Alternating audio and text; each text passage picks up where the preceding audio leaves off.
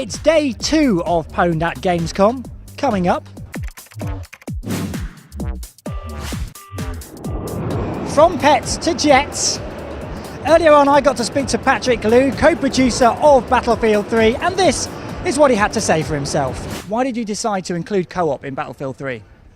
I think that when we released Onslaught with Bad Company 2, we saw it was very popular, and Battlefield has always been a social game, so we figured that people would probably like co-op, and I think it's a great addition to the franchise.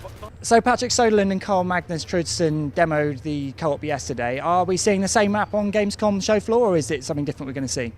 Yeah, we're actually going to show the same map, but you only saw the beginning of it on the press conference, so we're going to show the whole map, so you can play everything with the stealth part, a lot of action, and then ending with a big epic thing.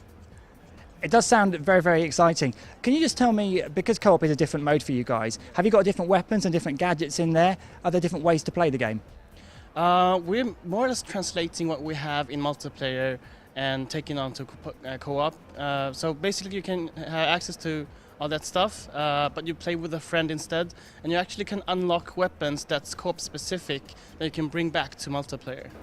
Do you think that it also delivers more of a storyline feel, but the multiplayer element?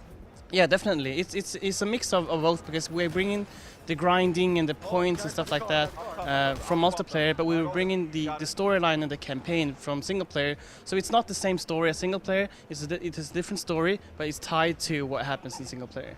We saw tanks in the demo. Are there going to be other vehicles in there as well? You will be able to drive different kinds of vehicles. You will be able to fly. I won't say exactly what you're going to fly. That's what I wanted to hear. Yeah, you're going to drive ground vehicles. There are a lot of sneaky missions. There are a lot of action-filled missions. So you're going to do the whole thing. We found specific elements where you only can do as a team of 2 people, like tandem shots, killing 2 enemies at the same time, not to trigger the alarm.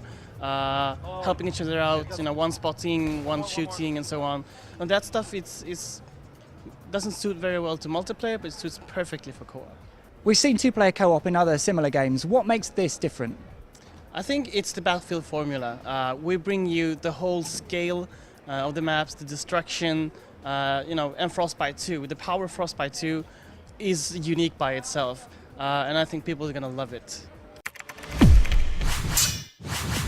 Well, that's it for our second show at Gamescom. Join us tomorrow for SSX, Star Wars The Old Republic, the inside track on Need for Speed The Run, and more. Isn't that right?